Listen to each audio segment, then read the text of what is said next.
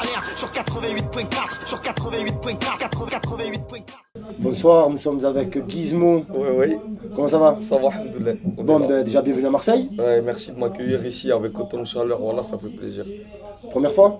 Que je viens pour de la musique, non, deuxième, mais que je viens à Marseille, non, je suis déjà venu. Tu es venu quoi, les vacances? Ouais, vacances, voilà. Ouais, la mer, hein? Ma mère, elle aime bien ici, elle aime bien les calanques, tout ça, ça veut dire le secteur un peu en avadoué ici. Ah, quand tu étais jeune, tu venais. Ouais, je l'emmenais en vacances. La salle? On est au Molotov. Énervé, hein. Molotov cocktail. Non, la salle s'appelle le Molotov. Ouais, Molotov, on est au Molotov, mais c'est le cocktail. On va faire un petit cocktail ce soir, un cocktail Molotov. On va brûler ça, on va foutre le feu. Alors, tu sors un album? Ouais, bah il est sorti lundi. Ouais, dans ma 15, ruche. c'est ça, le dans 15. ma ruche. 14 titres? 14 titres avec une édition collector où on a offert 5 titres et 3 instrus. Donc ça fait 19 titres et 3 instrus en vrai. Avec un coffret aussi, édition collector avec une casquette dedans. Donc t'as les 19 titres, les 3 instrus et la casquette. Alors moi, c'est comment tu l'as fait cet album? Parce qu'à chaque fois on dit ouais les sorties d'album. Moi j'aimerais bien savoir comment tu l'as travaillé. Tu vois, comment tu as travaillé sur cet album? J'ai beaucoup travaillé avec Willy, on était enfermés en studio ensemble. On choisissait des instrus, on essayait des trucs, on faisait beaucoup de morceaux. On est resté je crois 18 mois. Je crois qu'on est resté 18 mois enfermés dans le studio à peu près. Et c'était dur, hein. Je crois qu'on a plus de 80 morceaux qu'on a enregistrés pour cet album-là. On a enregistré 3 ou 4 albums pour en avoir un au final, tu vois, pour en trier, en filtrer un. C'était dur, on dormait pas, on était enfermés. On a fait appel à des musiciens, tu vois, on a été chercher vraiment des trucs originaux. Donc de grosses dédicaces à Iso, à Franck et à David qui ont bossé sur beaucoup de morceaux, qui ont fait des prods et même de l'arrangement, tu vois, sur plein de morceaux de l'album. Et voilà, le processus c'était un peu ça, c'était de prendre des instrus, tenter des trucs, essayer, s'enfermer, se mettre dans une bulle et essayer des trucs, se rucher et essayer de faire un album de dingue. D'où le nom de l'album, Dans ma ruche? Voilà, exactement. Être ruché, c'est... Là on est ruché, là on est dans ma ruche là. C'est ce que je veux dire, on est dans un petit espace, c'est convivial, c'est bien. J'ai mon joint, il y a une bière, tu me mets à l'aise. On est là, il y a des chips, des gâteaux, tous mes gars ils sont autour de moi, je suis dans ma ruche. Je sais que le frigo il est plein de bière, tout, je suis ruché, tu vois ce que je veux dire. Tu es calé quoi. Voilà. Mais en fait, moi c'est juste pour l'écriture, tu vois. J'aimerais savoir comment tu l'as écrit cet album. Si les trucs, comment tu les as piochés? Au fur et à mesure, je te dis, on recevait des instrus ou on faisait faire des instrus. Moi j'écrivais tout le temps pendant cette période-là et après on essayait. Voilà, j'ai tel texte, tel thème, tel machin, il y a tel prod, il y a tel truc. Willy beaucoup qui me ramenait des prods et tout.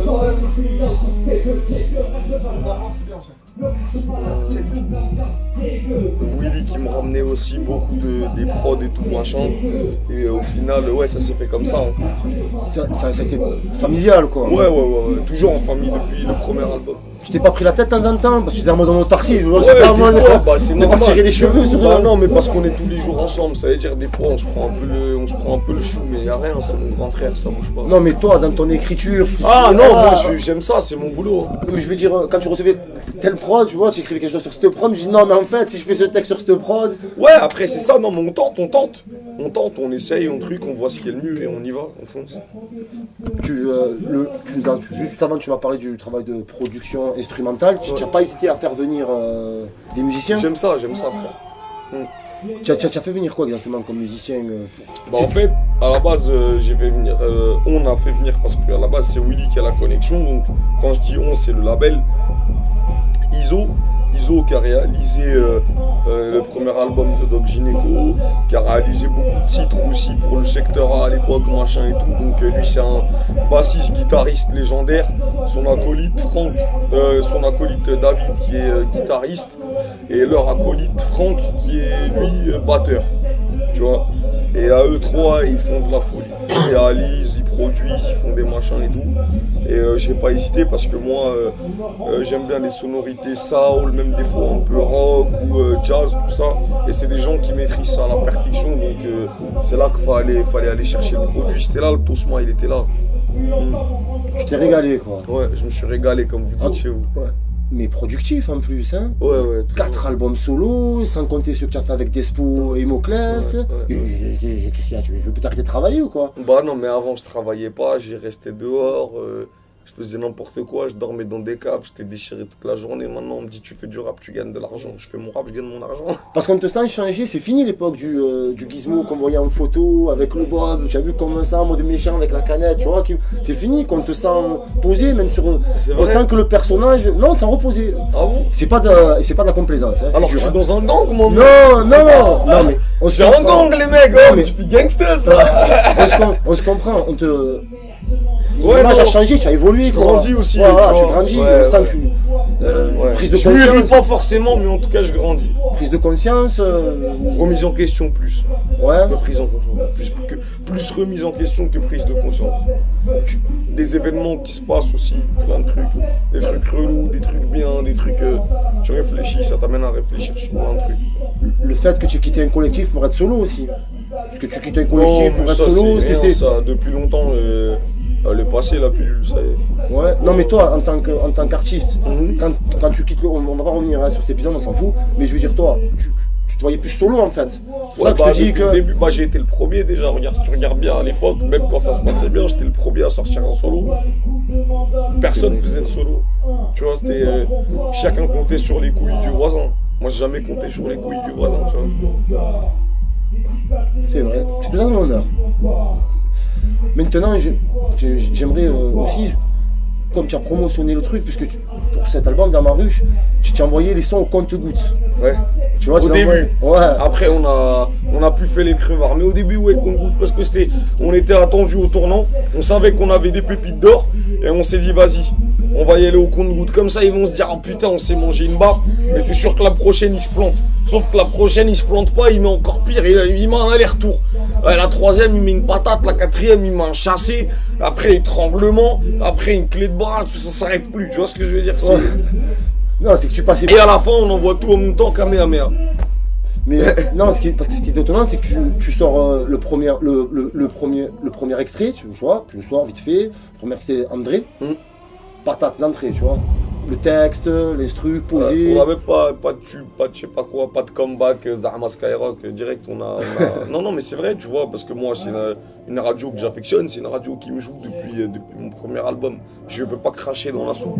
Tu vois ce que je veux dire? D'ailleurs, même dédicace à Laurent Bounou et Fredo et Tifoul, toute l'équipe, tout le reste, tu vois, on est ensemble, ça bouge pas. Ce que je te dis, c'est qu'on n'est pas arrivé avec des trucs formatés. On est arrivé comme on avait envie d'arriver. Simple, quoi. Voilà, pas comme les gens ils nous attendaient, tu vois. Ouais, mais juste pour revenir. Après, tu sors. Mais tu les as sortis vraiment au compte-gouttes, quoi. Tu t'es. Ouais. Pas de clip ni rien, juste Gizmo, on te voit. Des karaokés, photos bien travaillées, et ça y est. Ouais. Et après. Quand c'est bien écrit, il n'y a pas besoin d'image. C'est vrai. C'est vrai. Après, tu sors dans 10 ans. Celui-là aussi est un morceau fort, hein. Avec un clip, par contre. Ouais, tu l'as sorti. Une semaine après, je lance le clip de Dans 10 ans, que sorti il y a une semaine et demie ou deux. Et gros morceau, hein. Gros morceau, gros clip, dédicace à l'équipe Fat 4, tu vois. Voilà. On sent beaucoup de fierté tu vois, sur ce 4e album. Parce que j'ai bossé à mort, frère. Comme un chien. Et Willy a bossé comme un chien, Yoni a bossé comme un chien, Brahim bosse comme un chien en ce moment même pour que ça se passe, tu vois. Yousri nous accompagne, mon frère, et il charbonne comme un chien à nos côtés. Alimi, que je peux citer, qui est là aussi, mon frère, c'est un travail d'acharné, tu vois. Moi, je suis qu'un maillon de la chaîne, tu vois. Je suis celui qui brille le plus à la caméra, mais je suis qu'un maillon de la chaîne. La chaîne, elle est soudée, elle est solide. Et il y a des mecs qui carburent à mort. Voilà, il y a du textile derrière, il y a des deals, il y a des machins, il y a d'autres artistes à gérer. Les gens, ils se rendent pas compte de ce que les gens qui sont derrière moi, ils fournissent comme boulot aussi. C'est-à-dire que c'est vrai qu'à 23 ans, 5 albums, c'est un travail colossal. Mais lui, il me connaît depuis que j'ai 18-19 ans. Ça veut dire que lui aussi, Yoni aussi, dans leurs pattes, ces 4 albums-là, ces 5 albums-là que moi j'ai, ils les ont aussi. Et dis-toi que c'est eux qui font les rendez-vous, qui vont voir les mecs qui promotionnent, qui machin, qui truc et tout. C'est vraiment c'est un travail d'équipe, tu vois, on est ensemble. Mais étant plus jeune, logistiquement, tu t'attendais que ce soit un tel travail? Non, pour moi, j'étais une star. On m'appelle, on me dit, ouais, il y a 15 paires de Nike qui t'attendent là-bas. Je dors dans une suite, limousine, tout ça. Pour moi, c'était ça. C'est ça pour le rap. Pour moi, au début, c'était ça. Mais au final, c'est mieux comme c'est maintenant. Je pense que je serais sous coke. Je sais pas comment, si c'était vraiment comme je croyais au début. Ouais, non, mais je veux dire, ça me serait monté à la tête, je pense. Je suis quelqu'un de nature excessive. Ça veut dire que si on m'avait montré dès le début beaucoup, j'aurais fait tout beaucoup. Et c'est pas bon. Ouais, mais moi, ce que je voulais te demander, c'était tout le travail de logistique qu'il y avait derrière toi, tout ça. Est-ce que, étant plus jeune, toi, ça t'a pas. Maintenant, tu vois, étant plus jeune, tu t'attendais qu'il y ait tout ça, quoi. Mais non. Pour une sortie d'album, autant de travail, pour faire des concerts, autant de travail. Ouais, bah ouais. Est-ce que. Bah, moi, de toute façon, je me suis dit, si je perce dans le rap, il n'y a pas le choix. Soit je perce et je deviens une star. Je veux pas être le rappeur intermédiaire qu'on écoute de temps en temps. Je veux être the rappeur. Tu vois ce que je veux dire? Donc, forcément, quand t'es the rappeur, tu t'attends à avoir une telle logistique. Mais après, quand tu le vis, c'est différent. D'où le fait que tu es productif. Voilà. Tu vois, maintenant, c'est quand tu l'as présenté ton album, là, parce que là, tu es en tournée showcase promotionnelle pour Dans ma ruche, qui est sorti le 15 décembre. Tu vois, l'accueil du public dans les différentes salles où tu as été. Là, j'ai fait quoi? J'ai fait Montpellier hier, j'ai commencé à Montpellier. Ah bah oui, je suis un ouf, moi. C'est vrai, j'ai commencé à la Scred Boutique, énervé, public de folie, on a foutu le bordel. Vendredi, j'étais à Montpellier, bordel. Samedi.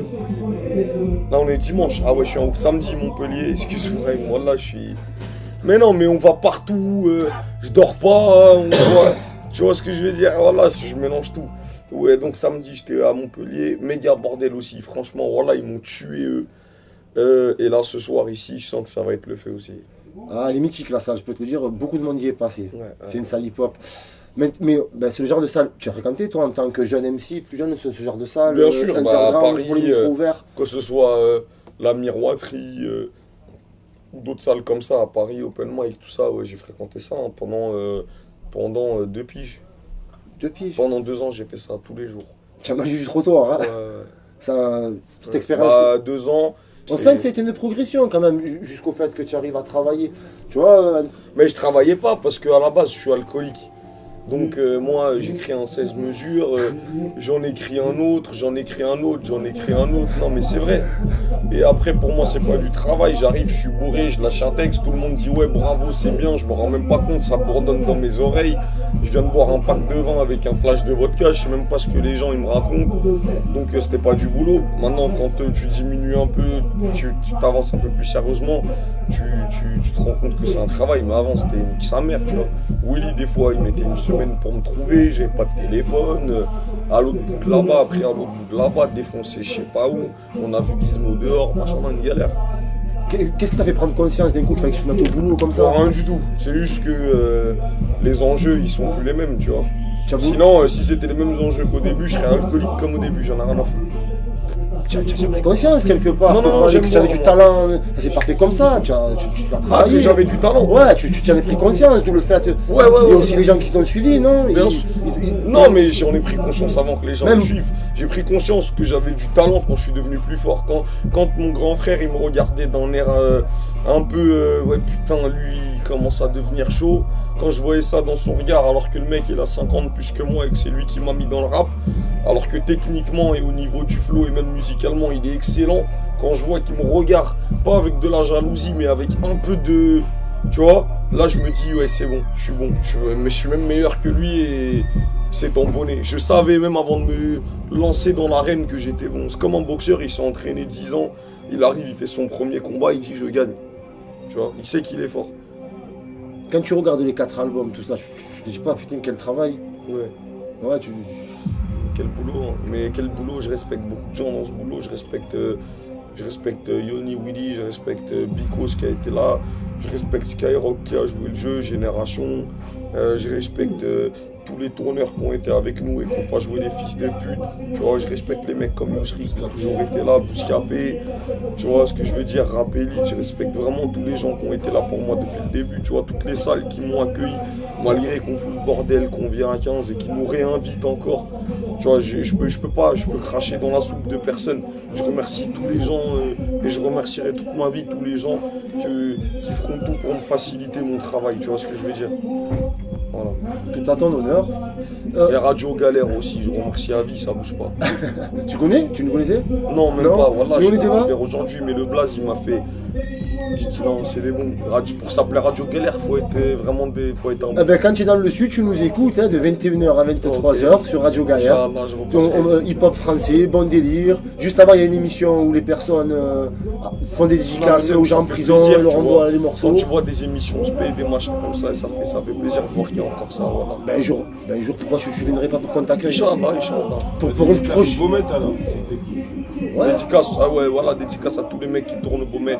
Dédicace à toutes les prisons, Fleury, Fresnes, La Santé, Bois d'Arcy, Nanterre, Oni, vas-y, toutes les Villepin, tout le monde. Tous les gens privés de liberté. Châteaudun, tous les gens privés de liberté, même les gens qui sont à, comment ça s'appelle, Guantanamo, HP, en hôpital psychiatrique, voilà, tous les frères qui souffrent, qui sont là, qui sont dans la souffrance, on est ensemble, voilà, ça bouge pas, on est ensemble. Ben, on va conclure parce que je suis sorti à un concert, on va Ouais. te laisser tranquille, je te propose tranquillement. Juste le dernier mot, c'est pour Radio Galère. Radio Galère, on est ensemble, voilà, franchement, reçu. 88.4. 88.4 mon pote, reçu comme un prince. Les frérots ils sont là, ils sont énervés, ça bouge pas. Marseille, Paname, comme je te l'ai dit, dans Demain c'est mort, dans le fond c'est la même. On s'éternise à faire du fric parce qu'il en faut plus que la veille. Arrêtez de vous faire des guéguerres de ville les mecs. Voilà, j'ai été, les préjugés, tout ça, j'ai été reçu ici. Même mieux que dans certains quartiers de Paname. Ça bouge pas, on est ensemble, que ce soit Marseille, Paris. Vous avez tout mon respect, tout mon amour, Inch'Allah, jusqu'à la mort. Et on se reverra très bientôt, Inch'Allah, on est ensemble. Ça bouge pas. Radio Galère, mon pote. Gangbang, Gizzy, Ouzou, YW, JP Gangsters, jusqu'à l'infini. Bah. Galère sur 88.4, sur 88.4, 88.4.